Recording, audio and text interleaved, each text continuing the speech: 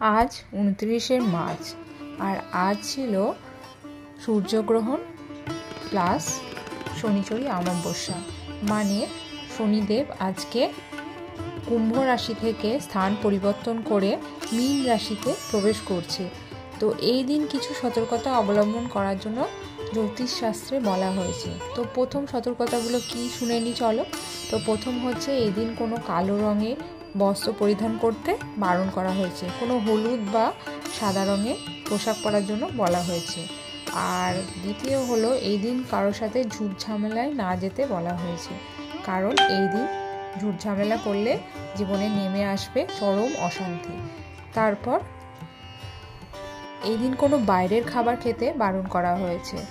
আর 4 নম্বর হলো একটি মাটির চারমুখী প্রদীপ বাড়ির সামনের দরজা মানে মুখ্য দরজার সামনে জ্বালাতে বলা হয়েছে। এতে করে তোমার মনস্কামনা পূর্ণ হবে, যা যা অশান্তি ঝামেলা ঝুট ঝামেলা সব মিটে যাবে। আর তো আজকে হচ্ছে একটা বিরলতম দিন, অনেক বছর পর এই দিনটি এসেছে। তো তাই ভাবলাম আজকে সন্ধ্যাবেলা মাটির প্রদীপ এনে আর ওর মধ্যে আমি তিলের তেল নিয়েছি। তিলের তেল দিয়ে তারপরে ওর মধ্যে একটু কালো তিলও দিয়ে দিয়েছি।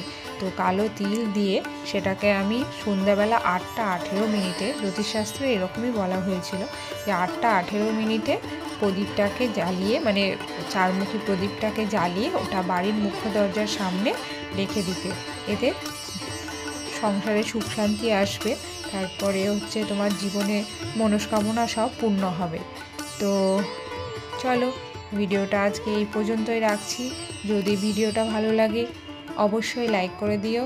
তো চলো আজকের মতো টাটা, আবার দেখা হবে পরের ভিডিওতে।